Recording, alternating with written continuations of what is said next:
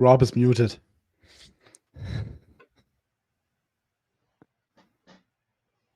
Start. He's muted again.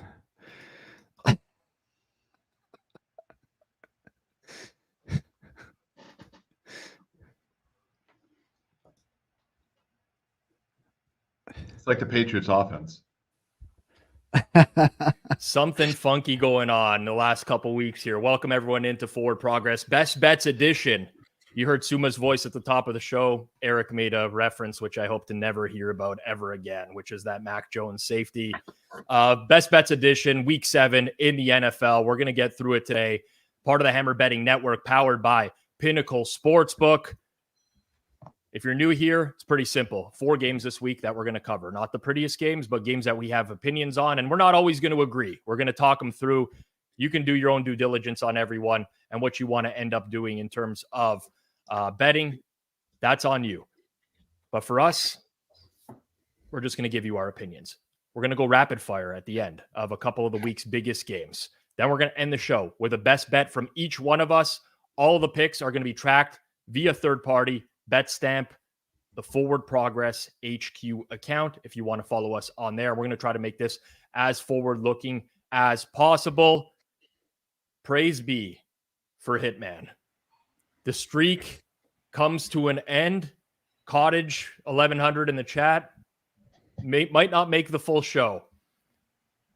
Just pointed out, you win your best bet finally, Hitman, in like the ugliest of games. Vikings offense was a disaster, but either way, no bag over your head when we recap the picks today. Laid 2.5, close 3. What happens on the field, out of my control. I did my job. That's it. You did your job. You got the win. I did not do my job. Neither did Eric, technically speaking, although that was a tough one. Quick review of last week. Leans. I mean, the leans have been consistently good for most of you guys. For me last week, I had a pretty miserable week all around. So that was inherently challenging. I guess I did come with you. We had that clean sweep across the board for the Vikings. All 3 of you guys with strong leans to the Lions. That ended up covering pretty easily with the 20-6 win. Seattle, Eric and Suma, God bless your soul for if you guys personally bet those yourselves, because that was a disaster of a game. In terms of the actual best bets, the first double best bet in Forward Progress Best Bets history comes through. So you know when the guys agree on something, 1-0, 100% in history. Suma and Hitman, eager with the loss. I mean, we have to award you the loss. You lost the bet.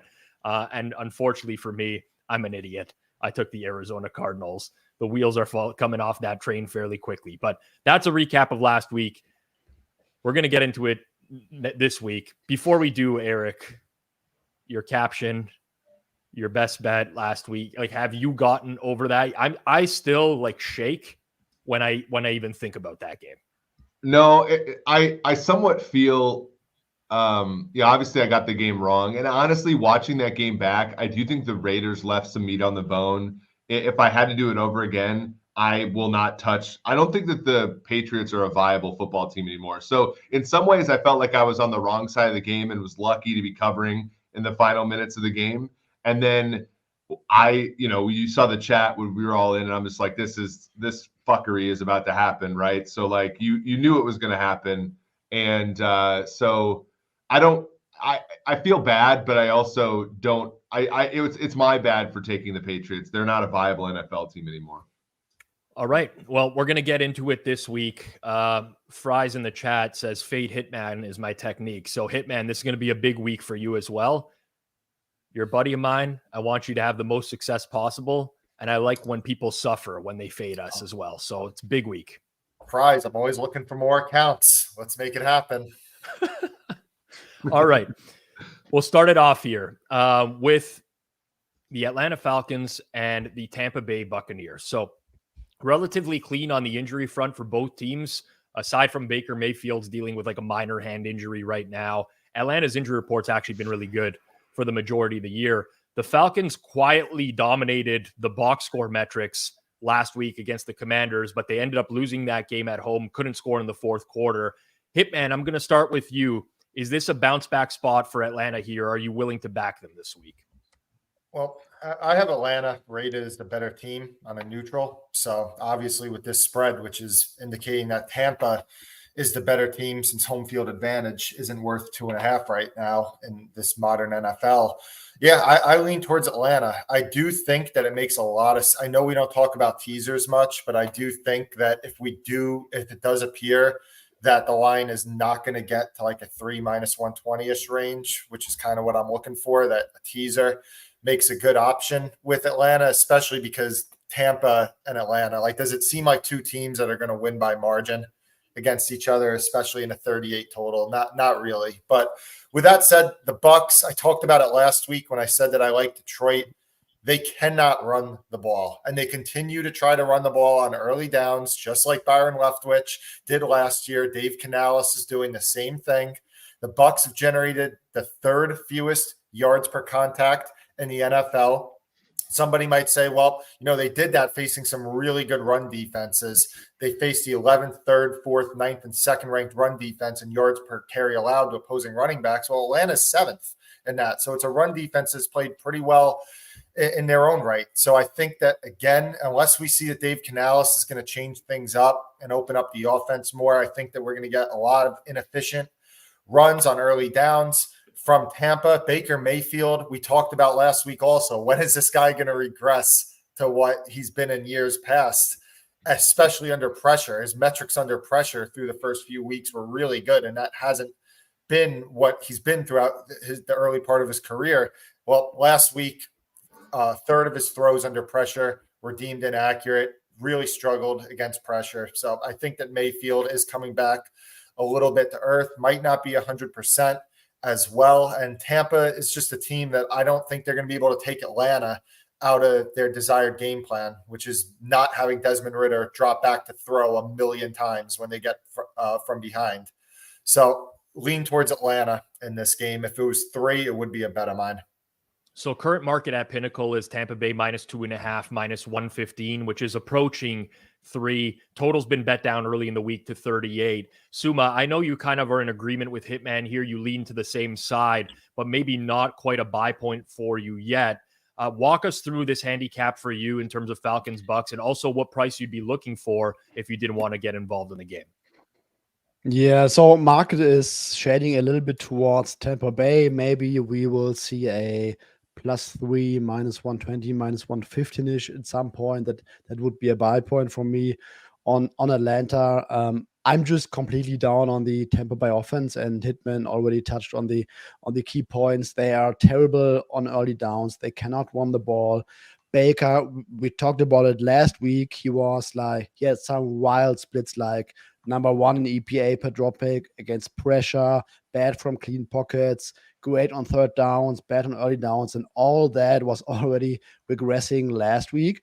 And it was not like the Lions defense played a perfectly clean game. They had some blown coverages, and Baker just couldn't get the ball to them, had some tipped ones at the line of scrimmage. And I just don't think that this Tampa Bay offense is anywhere close to average. And now they play a very tough Falcons defense that's getting better and better. Ridder, I still have a lot of reservations, but he looked kind of better the last 2 weeks. We will see whether that's a trend, whether he's getting better with reps and experience, or whether that was like a 2-week blip. He still made some completely key errors on some key downs, which effectively cost them the game. But overall, I think that they got very unlucky against the Commanders last week, and I don't see how the Tampa Bay offense gets anything going against them. And I think this might be the game where the Falcons offense might be able to run the ball a little bit better here. Falcons are that outside zone, inside zone run offense from Arthur Smith, and Tampa Bay, according to FTN, is allowing success rates of above 40% on all of those concepts that the Falcons like to run. So I think they should get their run game going quite a bit, and maybe that will help Desmond Ridder on some shorter play action downs. Overall, I think these are two not so good offenses, but I think overall I like the potential and the upside with the Falcons a little bit more, and I also like their defense in this matchup, and I just cannot trust that Tampa Bay offense at all. Eric, I'll throw to you here to get an opinion on this game if you have one. One thing that was pretty noticeable to me with the Bucs last week is obviously the final score. They end up losing by a couple touchdowns, but there was opportunity in that game against the Detroit Lions, and Baker Mayfield really didn't take advantage of that, either blown coverages in the Lions defense that he didn't spot, overthrows. Is this just the Baker Mayfield we're going to get going forwards, or do you think that was an aberration last week against Detroit? Yeah, it was interesting because we have some like Chris Godwin exposure in best ball and stuff, and he like one hops a wide open Godwin a few times near the end zone. That was tough to watch. I make the game 1.5. I basically have them power rated neutrally in this situation. So to Hitman's point, like unless you can make a case that Tampa Bay has a home field advantage of 2.5, which you really can't. It is Atlanta as a small lean here, but it's not enough value for me to take. Both of these defenses are pretty solid, and especially against the run, where both are giving up -0.2 EPA or better in the run game, and both head coaches are obstinate on early downs. In terms of the way they want to approach the game and how that how in the case of Arthur Smith, how he ends up calling the game, and in the case of Todd Bowles, how he tells Canales to call the game. In that case, I think there's actually probably more variance than say taking this in a teaser would imply, because if Baker Mayfield, who is capable of hitting some of those throws, does, this could extend. And the same thing, Desmond Ridder, if he can hit some of the big plays to the 3 top 10 picks, this game could extend a little bit. So it's a weird game for me with too much variance near that sort of pick 'em point, and that's been a lot of Falcons games this year, frankly. Yeah, I don't have a strong opinion on this one way or another. It's unlikely to make my card. I think Suma brought up some good points about how the Falcons, they distribute their runs, and Tampa Bay's not really been great at stopping anything. What's really interesting to me is Tampa Bay's rush defensive metrics this year, because if someone was just to look at EPA, they'd see that the Bucs are top 5 team in terms of stopping the run, EPA wise, but success rates wise, lower half of the league. So they benefited from some fumbles that have changed field position in that situation. Obviously not something that you can rely on going forwards. But we'll move on here to game 2. Before we do, you're going to see the odds for each game scrolling along the bottom of the screen here as we cover it. Those are the odds courtesy of Pinnacle in real time. And we highly recommend wagering at Pinnacle, at least having it as one of your sportsbook accounts, because of the everyday competitive odds. As these odds scroll at the bottom of your screen, you'll likely notice, hey, one of those sides or that total has a much better price than I bet this team at or my current sportsbooks have. And that's because Pinnacle prides themselves on delivering great odds. So bet smart, bet Pinnacle, your trusted sportsbook for the past 25 years. And if you are going to sign up in Ontario, use code HAMMER when signing up, as it does help support us here on the Forward Progress YouTube channel. You must be 19 plus, not available in the US. And as always, please play responsibly. We'll move on to game number 2. I'm extremely excited about this one. I think we have a battle of 2 legit Super Bowl contenders here. We have the Lions going out on the road to take on the Baltimore Ravens. The Lions without Jahmyr Gibbs last week. They also lose David Montgomery to injury. We'll see if Gibbs can return this week, or else it's the Craig Reynolds show over there for them in the backfield. We'll also monitor the status of Brian Branch in the secondary. Baltimore comes back from London. Interestingly enough for them, they don't take a bye week in between. Analytically savvy organization. I think they know what they're doing, and they're much healthier than they were a couple of weeks ago as well. In this great game, looking at the current market, it's shaded towards the Lions at +3, -119 at Pinnacle. The total's been bet down since the opener, all the way down to 42. Part of that could be due to weather as well, with the possibility of high winds in Baltimore and cold temperatures this week. A lot to break down in this game, Suma. I'm going to start with you. Battle of 2 very good teams. Where are you standing on this one? Yeah, first of all, pretty excited. Lions coming to this game 5-1. I think everyone who was high on them probably not necessarily expected them to be 5-1.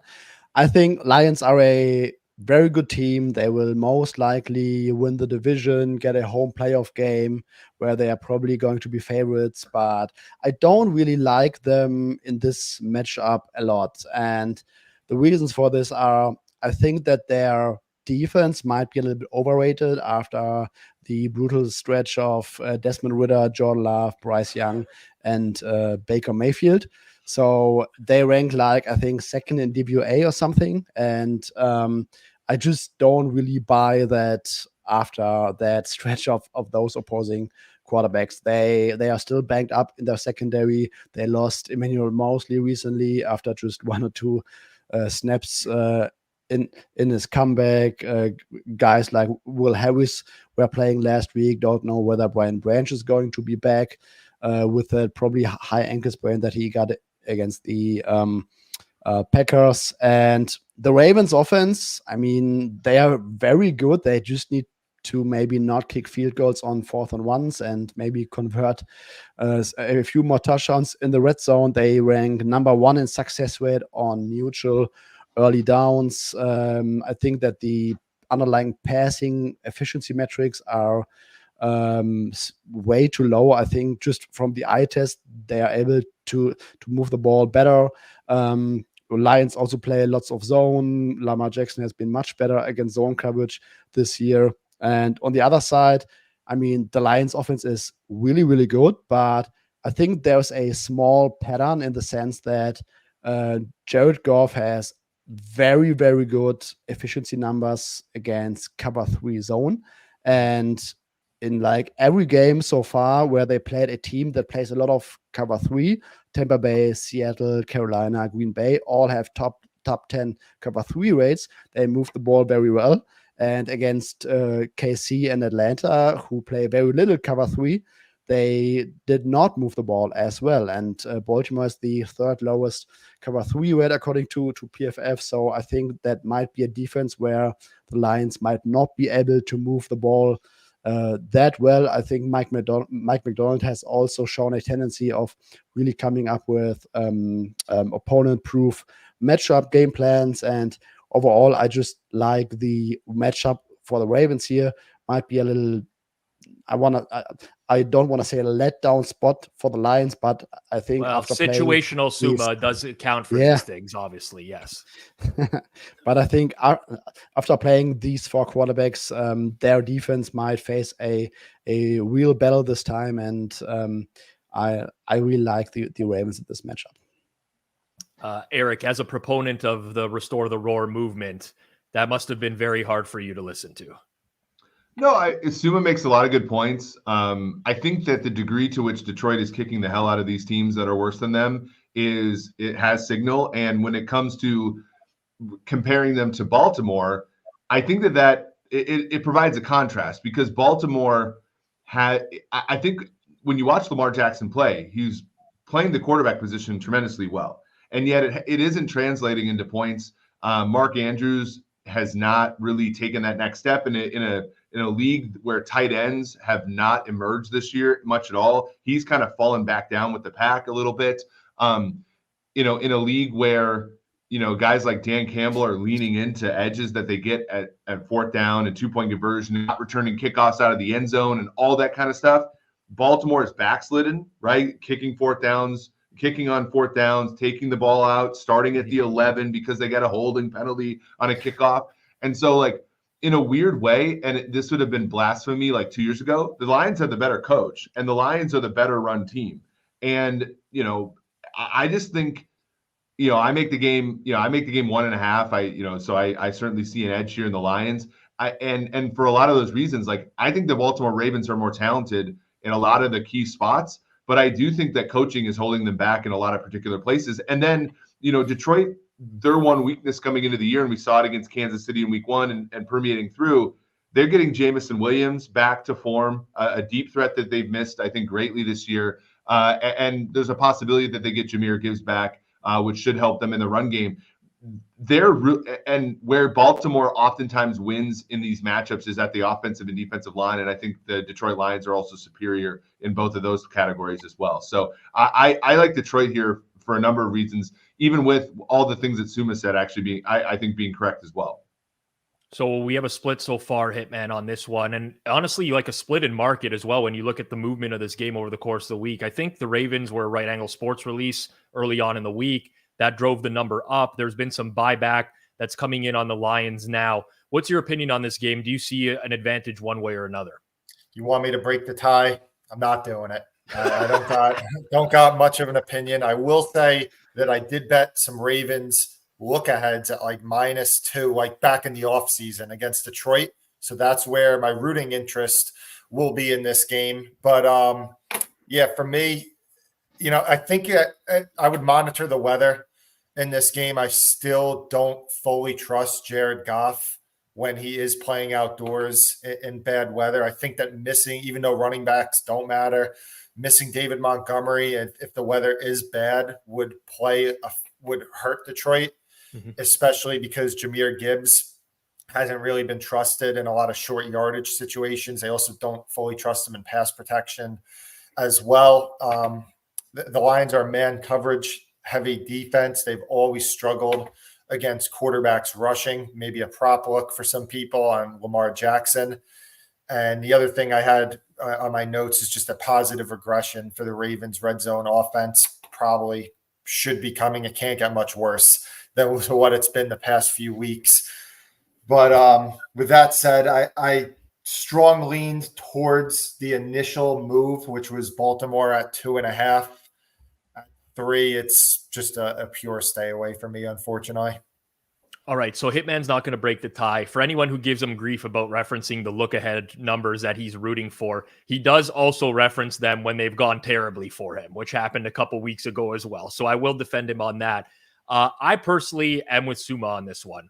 I have a pretty strong lean to the Ravens. In fact, I think that this current market price at plus 106, -3 is playable on Baltimore.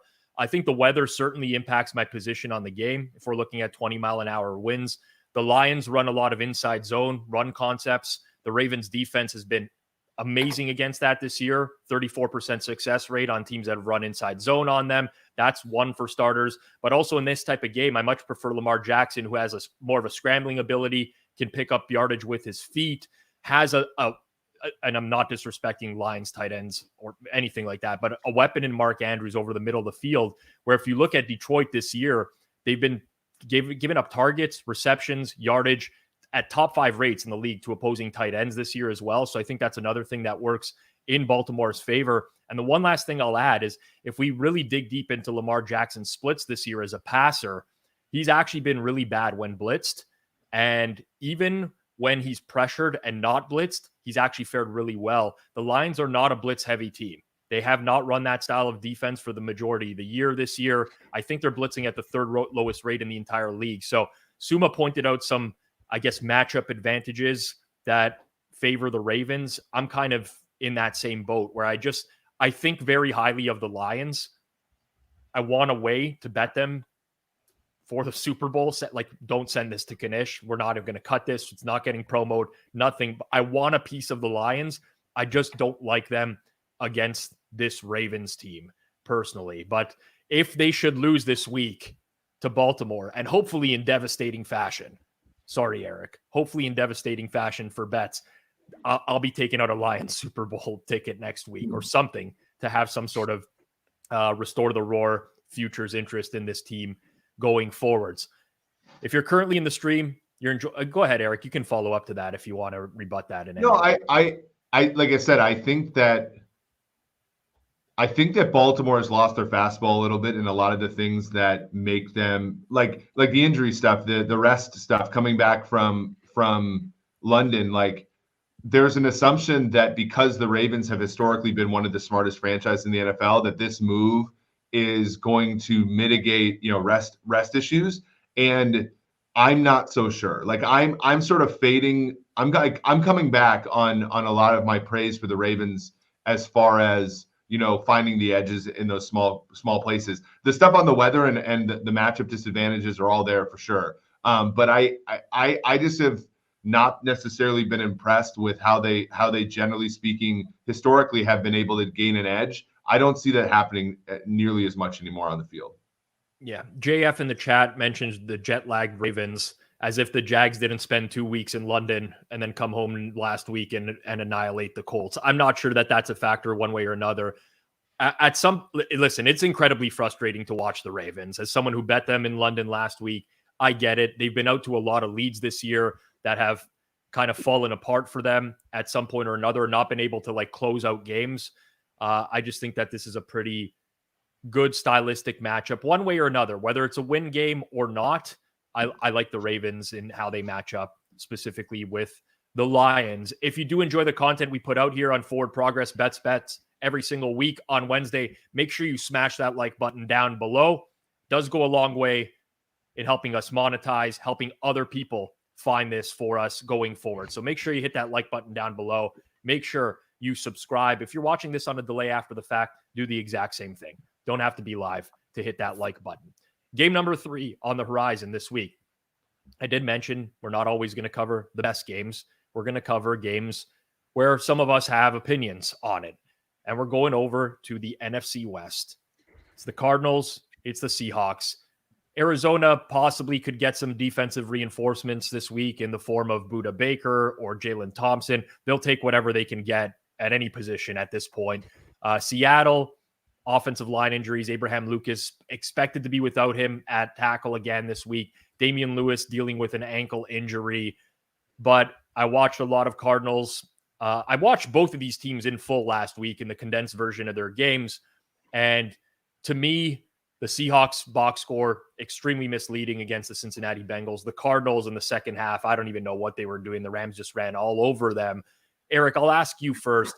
Are the Cardinals slowly morphing into the team that we thought they would be prior to the season? And what do we do with this market right now where Seattle's basically a 7.5 point favorite at home? Yeah, I'm almost completely back to my prior on the season, which was that they're going to be the worst team in the league, and they're going to, have a power rating that's more than a touchdown worse than the average team on a neutral field. They are competitive for the first half or so of games, which we saw against, last week against the Rams, but it just kind of falls apart at the end for reasons like both lines of scrimmage, they're very bad. Early in the game, the quarterback can move around a little bit and get away. But I foresee Seattle in this game, for example, sending Devin Witherspoon off the nickel, sending other defensive backs, containing him the kind of way that they contain Daniel Jones, and kind of making this game from the perspective of the Cardinals offense kind of a no-starter. Last week, Marquise Brown had like 100 air yards and like 30 actual receiving yards. Like, this is just not an efficient offense, and we got lured into some like pluckiness by them because of how well they played against the Giants and Dallas in consecutive weeks. But this team is now a team where, I think you're going to consistently see double-digit spreads against them. And starting with Seattle, who, if you watch Red Zone on Sunday or like just followed along kind of with the game book, you would have been underwhelmed by Seattle, and I think understandably so, and they probably should have covered that game. But I look back and like you said on Monday's broadcast, they didn't have trouble moving the ball. And I don't think that they will here, both on the ground and in the air. So I think this is a game where Seattle extends on Arizona. Yeah, to just add to that, it was 5 trips to the red zone against the Bengals, and they scored 1 touchdown in that game. Listen, it happens. Every team, could happen to any team in the NFL. We've seen some red zone struggles at a historical level this season. So certainly it's possible it could happen in back-to-back weeks, but I just don't think it's super likely. Hitman, the look ahead in this game was Seattle -7. Despite the loss for the Seahawks, we're seeing it on the other side of 7 now. Is there still value in fading this Cardinals team, or is like the market just caught up to them at this point, and now everyone just wants to fade them, but maybe we're not getting valuable prices? Yeah, I think that the market is catching up to the lack of talent that this team has, and we're starting to figure out, this is a team that's quarterbacked by Josh Dobbs that has lost running back that actually matters to this team, which is James Conner, I believe, and they have one of the worst defenses in the NFL. So I agree with what Eric said, that he was going back to a lot of priors that he had on Arizona. And, the Seahawks, the one thing that really killed them last week, and they played a good game last week. I mean, they deserve to cover at minimum in that game against the Bengals. But one thing with Seattle is they came into the year wanting to play 11 personnel. That's why they drafted JSN in the first round. And they weren't able to play the type of offense that they wanted to play because of those injuries that they suffered to the tackles in week 1. And what happened is they went with a lot of 2 tight end sets. Finally, last week, they thought that the offensive line was healthy enough that they could go back to this 11 personnel, and it really hurt them against the Bengals. The Bengals pass rush got there, and Seattle struggled with that. But this is a game that if they're going to run the offense that they've wanted to run all year, the Cardinals are the worst team in the defense in the NFL in pressure rate. So I don't anticipate that the one weakness of this Seahawks offense, which is their offensive line, can be exposed. And Geno Smith has some of the biggest splits in the league when he faces pressure and when he doesn't face pressure. So I think that's a positive matchup for Seattle. And Arizona, we know they really have to run the ball to be successful. Seattle's run defense has been really good all year. They have been a pass funnel, but their pass defense metrics have improved a ton since they got Tariq Woolen and Witherspoon playing together. So I think that I definitely like, I know some people in the chat mentioned Seattle teasers. I think that those are good looks, and I wouldn't even call it a lean at this point, but if I was forced to make a play, it would be on Seattle against the spread. Suma, I'll throw it over to you here. So Eric likes Seattle, Hitman leaning Seattle. Do you see it the same way? Yes, absolutely. I think this is a perfect matchup for Seattle, both on the ground and through the air. One thing, I liked Seattle last week quite a bit, but one thing that I probably underrated is that Geno, for whatever reason, is playing very poorly against man coverage all of a sudden. So, which is probably counterintuitive because he has Tyler Lockett and DK Metcalf, and they drafted JSN to probably be or have that role, getting or generating quick separation. And Geno didn't have a great game against the Giants, who play man or play a lot of man or at an above average league rate. The Bengals play also a little bit of man, more than average, and they have a top 3 man rate on third down on defense. I don't know whether that was exactly what hurt the Seahawks last week at Cincinnati, but this Cardinals defense, they're more of a zone defense. They don't have the cornerbacks to put on an island and play man a lot. So I think Geno should have a great hashtag bounce back game here against the Cardinals. And I really don't see how the Seahawks don't move the ball against Arizona. And on the other side, like Eric said, it's probably time to revert back closer towards our priors. Maybe defenses have gotten caught up with it. Josh Dobbs offense got some tape on him. He's not playing as good anymore. The passing concepts are also not working as good anymore. And I also think that the Seahawks defense, they are not elite by any stretch of the imagination, but I think they will be healthy for the first time this year. Healthy in their secondary, they are kind of good against the run, and I'm having a hard time seeing Cardinals putting up like these offensive performances they had early in the season against the Giants or the Cowboys, for instance. Yeah, I'll kind of make it a clean sweep with you guys. I don't think I'm in a playable range here, but certainly lean Seattle in this game. Faduni Abbey in the chat said Seattle was coming off a bye versus the Bengals. No excuse. Their defense heading into that game was supposed to do well. They did do well. Yeah. They held the Bengals to 4 yards per play, significantly below expectation in that game. They did very well in that game. So that to me is not a valid argument. If anything, they showcased how good their defense can be by holding the Bengals to basically a very small offensive output in that game. One other thing to add in terms of this game in particular, Cleve TA mentioned it, and he brought it up on the Monday show, I think with Suma in particular, or somewhere else this week. But we talk a lot about like early down success rate being more predictive going forwards in the NFL than just constantly having to convert third downs and relying on that. The Seattle offense has the second best early down success rate in the entire league. the Arizona defense is dead last in early down success rate in the league as well. So just another point to add where I think that Seattle is probably not going to have to convert a ton of 3rd and longs in this game or anything like that. But we'll go to it. I'll complete the sweep in terms of liking Seattle in terms of at least a lean. Just a reminder to everyone out there, you can listen to Forward Progress in audio form as well.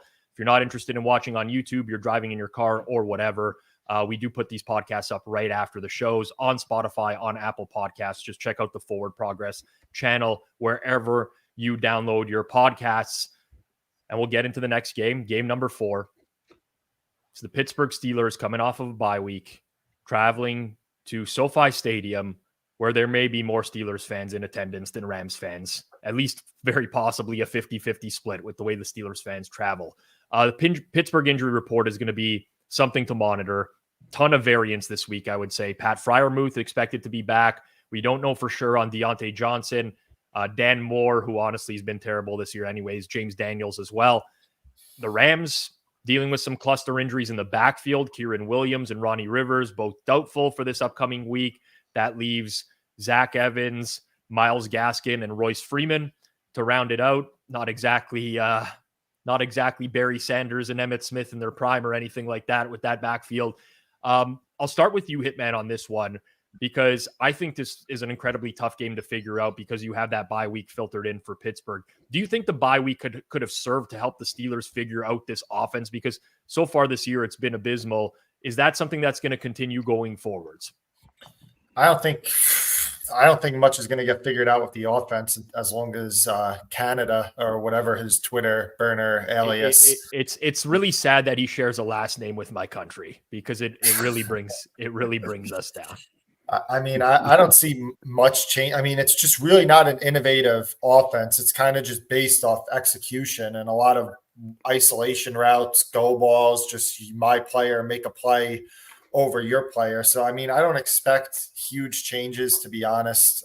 I lean towards the Rams in this game.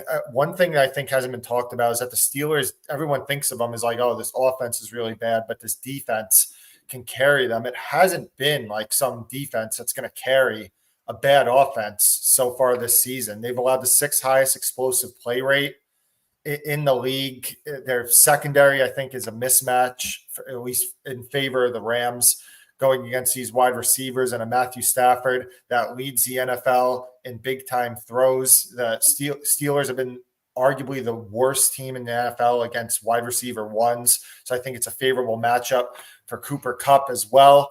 On offense, we know all the metrics. They have the highest punt percentage in the NFL. They're 30th, 31st in EPA per play this year. The Rams defense has really surpassed preseason expectations. They're 11th in success rate and run defense. Najee Harris is 30th in success rate for all running backs. So I do envision that we could get a lot of just 3rd and longs to Steelers, just running it into loaded fronts for the Rams. And then another metric that the Rams defense is really good against is they're really good against the deep ball and they're good against outside receivers. And so much of the Steelers offense to me has just felt like a throw it up to George Pickens. He'll make 1 or 2 plays a game, and that's our entire offense.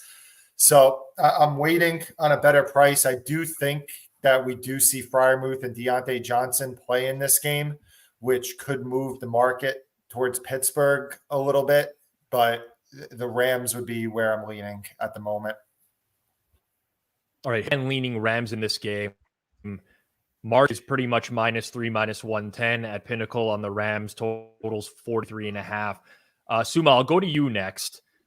Pittsburgh offense. I'll use Eric's line because I love Eric's line. It's been a privilege to watch the Pittsburgh offense this season, but they've also played the 49ers and the Browns and the Ravens. How much stock do we put into that, if any at all? And like, do you expect new wrinkles out of this offense with the bye week in between?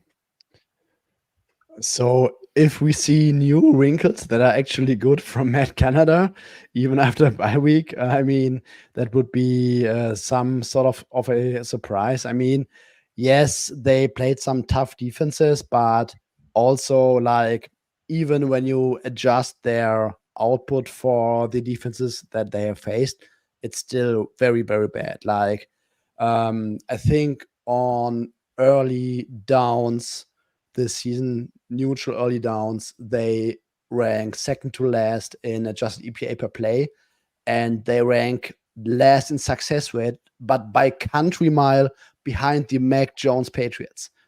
This is how bad it's been this year. Yes, Deontay Johnson being back will absolutely help because he's most likely their by far best route runner on the offense. Pat Fryermuth will help. So I don't expect them to continue with a 24% success rate on neutral early downs going forward. But I just have no clue what the ceiling of that offense is. And I also don't get the sense that anything on this offense is cohesive. Like the motion that they use doesn't really lead to defenses shifting dramatically so that you could have some vacated free space when you run your route concepts, or when they run the ball. I mean, their rushing success rate is also bad. Like, it also doesn't feel like their play action concepts are somewhat merged with the run concept. So everything around this offense feels like very basic and not cohesive. And the Rams defense, I think they're playing better than expected going to the season. Zone heavy, like to keep a lot of stuff in front of them, quarters, cover six, and all that kind of stuff. I don't think whether Pittsburgh will have the horses to really consistently move the ball against them. But it's not a matchup where I feel like I have a very good read on. All right, Eric, I'll throw to you here. You might be a little bit more optimistic about the Steelers this week. Is it just the Mike Tomlin voodoo as an underdog, or is there more to it? Yeah, I mean, I'm not super optimistic, but I do think that I do make the game, under 3. It's the defense for the Steelers, I think, are a good matchup here. The lines of scrimmage for the Rams have been better than expected, but not necessarily great, or not necessarily great moving forward. And there's another aspect of Stafford's game, which Hitman's 100% hit it. He has a lot of big time throws.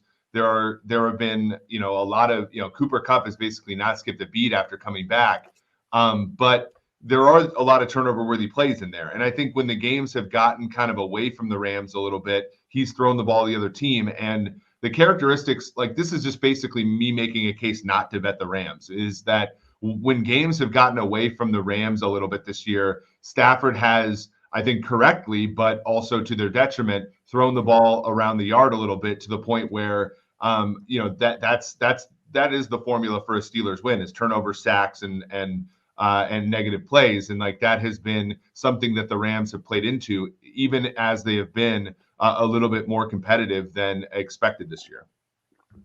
All right, we're pretty split on this game. I don't have a strong opinion one way or another. I don't see myself getting involved unless something materially changes with the Steelers injury report, and it looks really, really good for this week's game. But yeah, pretty split amongst our group. That's the 4 main games that we're going to cover, where we're each going to give a more of an in-depth breakdown on the game. But there are 2 other games that we're going to do a little bit of a rapid-fire thoughts session here. Nothing crazy, but obviously there's 2 marquee matchups that people do want to bet on this week's card. So we don't have strong opinions. We'll talk about them nonetheless. We'll start with the Chargers and the Chiefs. Drew Dinsick, the whale capper, refers to this as the Widowmaker spot for the LA Chargers. Monday Night Football game, short week. They have to take on a team that has extra rest. We're seeing KC in market at about 5.5 as they're playing at home at Arrowhead. Eric, quick thoughts here. You're a Chiefs fan, so I'll open it up with you. How are you feeling about the Chiefs at home to the Chargers this week? Yeah, I think I joked about it on Monday. I think like Herbert's going to throw for like 475 yards and 5 touchdowns, and they're going to lose by anywhere from 3 to 6, which is obviously where the number is. I mean, Herbert was pretty bad Monday. I know we did that watch along, and that third quarter like went by really, really fast, and it sort of happened quickly, but he didn't play well. I think that there is like the offensive line play is getting to him a little bit. The one difference, and everybody will say, Justin Herbert's played fantastic against the Chiefs the last 3 or 4 years. This Chiefs defense is much, much better than they have been in the previous matchups. So I'm interested to see. I think at 6.5, there was probably, on the look ahead, which again, we're referencing look ahead lines here, like on the look ahead going in, that was probably a good number. I agree with the movement towards San Diego here, but I don't know at this particular one. I with the way Andy Reid plays end of games, it's hard for me to lay this many points with him against a team that's actually a viable NFL team. I love Eric's refusal to call the Chargers Los Angeles. It's just San Diego to him forever from this point on. Suma, Chiefs and Chargers. I think Eric brings up a good point. We can reference all the ATS stats we want on Chargers against the Chiefs and Justin Herbert's success, but it does feel like the Chiefs have a different defense this year. They're generating a lot of pressure. Yes, absolutely. And I just cannot get a good feel for this Chargers offense. I think Mike Williams really hurts them because they are getting nothing out of Quentin Johnston so far. And I'm not really sure whether they can compete for 60 minutes at Arrowhead when they cannot get enough production out of their wide receiver 2, wide receiver 3 spot. I mean, Josh Palmer has been very decent on Monday night, also made a few tough catches. I don't trust the Chargers defense at all. Still a big number to lay. I think at 6 it would probably be Chargers or nothing. Kind of in this 5.5 range, not a strong opinion. Just a game that I will most likely not bet this week. And Hitman, some quick thoughts on this one. Watch the game and be ready for a barn burner where the Chargers lose by 3 to 6 points, as Eric said. That's kind of. I have some interest in the Chargers if the market ever does get back to 6. It would be hard for me to pass on that with we've seen this Chargers game happen so many times before. I feel like we know what's coming and we just haven't watched it yet, which is somehow the Chargers losing in heartbreaking fashion. But I kind of need to say, I do believe a lot in this Chiefs team, especially on the defensive side of the ball. The second big game of the week would be Sunday Night Football. It's the Eagles hosting the Dolphins. Eagles off a loss to the Jets, -4 turnover margin in that game. Dolphins yet again with another offensive performance where they just basically ran another team off the field. Hitman, I'll start with you. We'll go backwards on this one. Any opinion on Eagles Dolphins? Yeah, lean towards the Eagles. One thing everyone needs to do in this game, monitor the injury report. Dolphins have Xavier Howard and Connor Williams, which would be a big underrated loss on the offensive line, because this Miami offensive line, it is not good. But they get away with it because of their scheme and their playmakers outside. But when they face a team like the Eagles, especially if Jalen Carter is playing in this game, where they could rush with 4, keep everybody else back, it could give Miami some trouble. And it did give them some trouble when they played Buffalo's front earlier in the season. So I think that's a matchup edge for the Eagles. The Dolphins are also second in the NFL in soft boxes played. And if you're going to do that against this Eagles offense, the last team that we remember that tried to do that was the Vikings on that Monday night game. And they just absolutely, their offensive line destroyed them in that game. So I could see that being another matchup edge, especially if Lane Johnson, another injury to monitor, especially if he plays in this game for the Eagles. And then I also think monitoring the weather is important in this game because Tua does not have the best history in bad weather. So monitoring the wind, if there is any rain in this game, just a little something to keep an eye on. Suma, Eagles out to -1, -127 is basically a -2.5 number in market. Total is down to 51. It's been bet down as well. Thoughts on this one? Yes, I'm siding with Hitman here.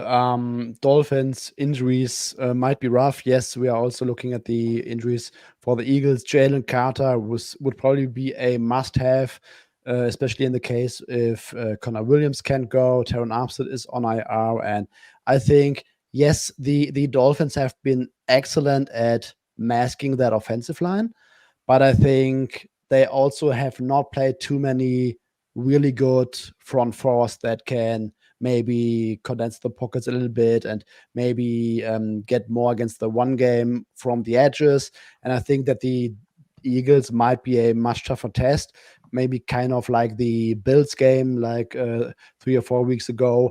Jalen Carter would be huge for this game. Eagles are also dealing with some secondary issues.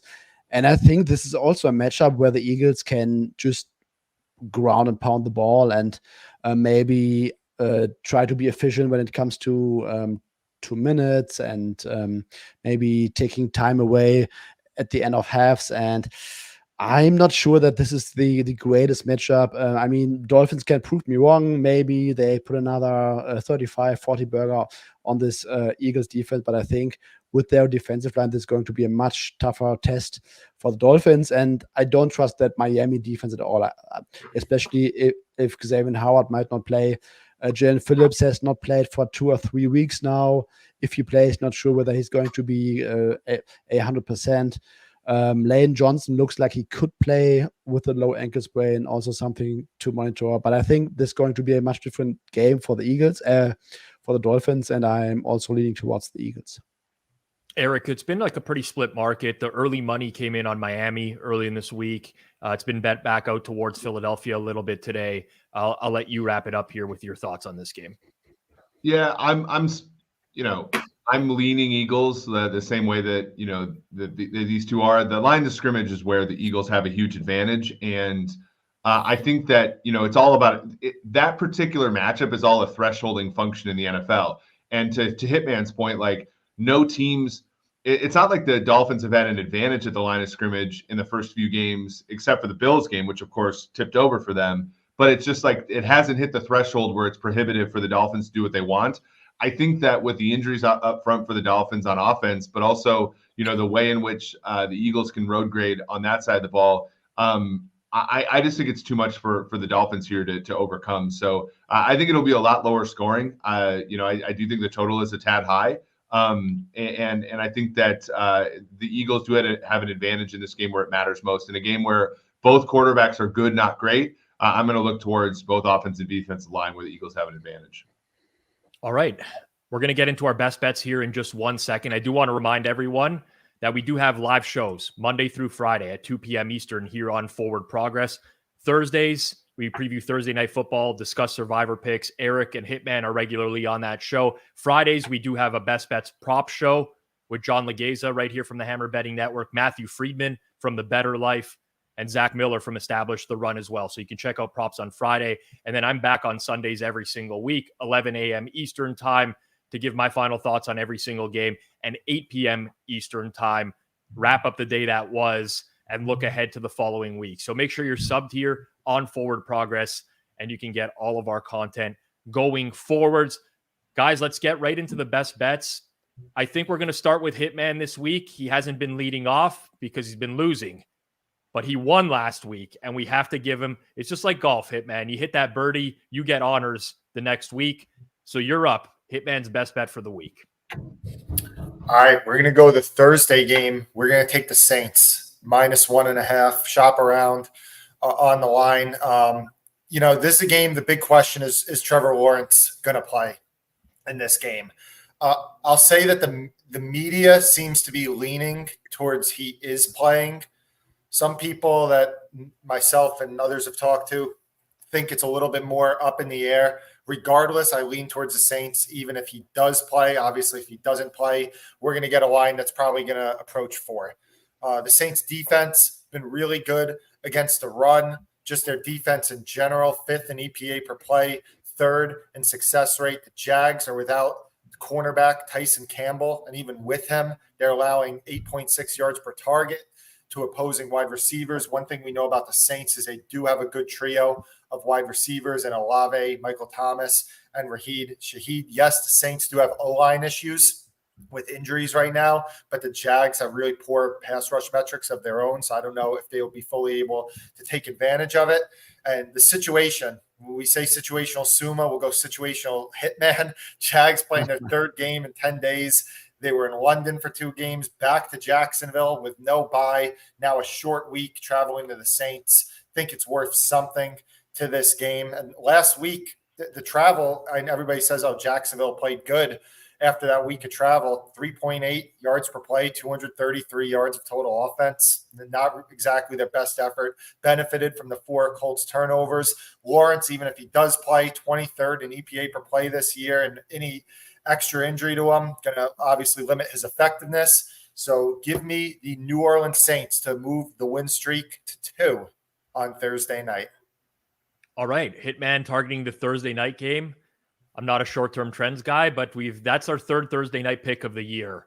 Suma got destroyed with the Packers against the Dolphins, but he has redeemed himself since. And I caught the Bears over against the Commanders a few weeks back as well. So if we like it, we'll play it, including the Thursday night.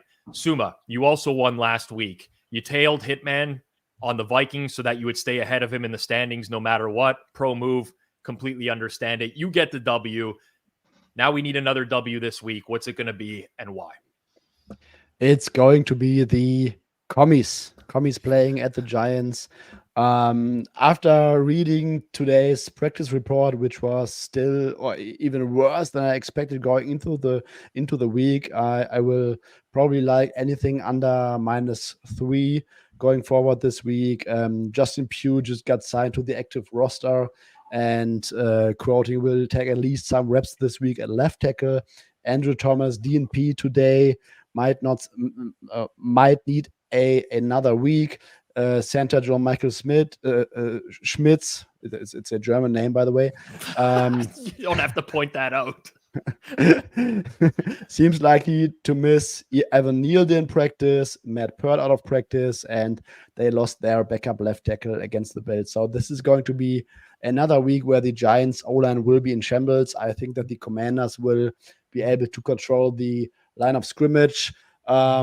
Ring Martindale's man-heavy defense, lots of cover one and that kind of stuff. Sam Howell has played a little bit better against these middle of the field close defenses this season. 48% success rate. I think that the Commanders will also have an advantage on the ground.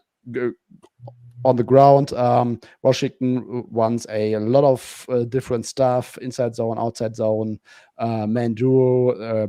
They are the best at inside zone, and the Giants defense allows a whooping 49% success rate on inside zone, even worse on man duo, which the Commanders are second best at.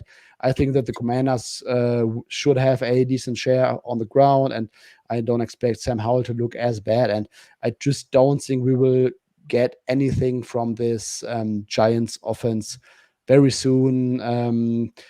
Tyrod Taylor probably starting. Daniel Jones was limited, but he's not cleared for contact yet. Makes it hard, I think, for him to play with a neck injury of 4 days out. So might be another week of rest for him. And yeah, Tyrod Taylor behind this O-line against the Commanders defensive line. I will take this all day. All right. Suma going with the Commies and pointing out that the Giants center does have a German surname as well. Dan Rivera in the chat, Giants O-line injury report is essentially everyone, as it has been for the majority of the season. All right, Eric, it's time to bounce back this week. I know you were probably like a 99% cover probability late in the fourth quarter against the Patriots, but cover probability doesn't mean anything to anyone. It's about the dollars that are in the bank account, in the sports betting account at the end of the week. So we need a winner. Who's it going to be? Yeah, I mean, you can't feed your family with implied cover probability. I'm going to take the Seahawks minus 7.5. I like it out to basically minus 8.5. Well, actually, yeah, 7.5 out to minus 120, but also cheaper 8.5 as well. The Seattle's a top 10 offense in terms of EPA per play. The Arizona defense has been the Achilles heel this entire time, even when they have been competitive. I think Seattle moves the ball both on the ground and through the air in this one. And I think that their defense, as Rob, correct as somebody said, after giving up a couple touchdowns early in that game, I think that they were still very impressive against the Bengals offense, where Joe Burrow didn't look inhibited by his calf. I think they legitimately stopped an okay offense last week. And Josh Dobbs will probably Daniel Jones his way into a few things that Seattle would be able to turn into touchdowns in this one. So I like Seattle big this week. All right. And I'm going to end it off here trying to get back on track. You may have noticed I didn't give my opinion when we talked about the Philadelphia Eagles and the Miami Dolphins. That's because I wanted to save it to my best bet here. I like the Eagles quite a bit in this game. Now, granted, picking a game on Wednesday that can have a lot of variance in the injury report. Right tackle Lane Johnson, Darius Slay, the center for the Miami Dolphins, Xavier Howard. The list goes on and on. There's a lot of variance overall in this game. I hate to overly simplify things, but I'll do it anyways. Miami's wins: Chargers, Patriots, Broncos, Giants, Panthers. All 5 of those teams rank in the bottom half of the league in terms of pressure rate this season. The one loss where the offense did not get it going was the Buffalo Bills, the number 1 pressure rate in the entire league. The Philadelphia Eagles have the 4th best pressure rate in football. Their defensive line owns a huge edge at the line of scrimmage here. I'm not saying the Dolphins are going to be completely shut down in this game, but I like the opportunity for the Eagles to get some stops in this game. On the other side of things, I really like this Eagles O-line against the Miami defensive front. We know the way Vic Fangio wants to play defense, keep things in front of him. I think Jalen Hurts, American last name, by the way, Jalen Hurts, American last name. I think he can work his way up the field against this Miami Dolphins defense. And then it's a matter of, can they score in the red zone? Well, I've referenced this before. I do think you're going to see some mean regression in terms of the Eagles' red zone offense. They're 23rd in red zone touchdown percentage this season, 45.5%. Last year, 68%. 2 years ago, 63%. I know it's a new offensive coordinator, but ultimately they have too many weapons to not score in the red zone. Miami's giving up a touchdown 2/3 of the time in the red zone. They're the 26th best red zone D in the league. I make this number just north of 3 with how I think the injury report is going to play out. I'm still very much a believer in the Eagles, even though I'm a Cowboys fan. Philadelphia has the best bet this week. 4 bets: Saints, Seahawks, Commies, who just steamed in real time, by the way. Wow, the Suma steam. Situational Suma and the Suma steam. Phrases that we can coin here on Forward Progress. Appreciate everyone who tuned in today. On the way out the door, smash that like button. Make sure you're subscribed. And if you think this would have value for other people out in the space, make sure you share it as well. Let your friends know. Let your colleagues know. Whoever you think might find value in what we do here at Forward Progress, let them know, as we do want to grow this as big as possible. If you're in Ontario, make sure you check out Pinnacle Sportsbook. Use code HAMMER when signing up, as it does help support us here on Forward Progress. For myself, Rob Pizzola, for Dr. Eric Eager of Sumer Sports, make sure you check out Sumer Sports as well. For the Hitman on a winning streak, for Suma, who likes to point out when players have German last names here in the NFL, and producer Jason Cooper, this has been another edition of Forward Progress. Week 7, best bets. Good luck with your plays this week.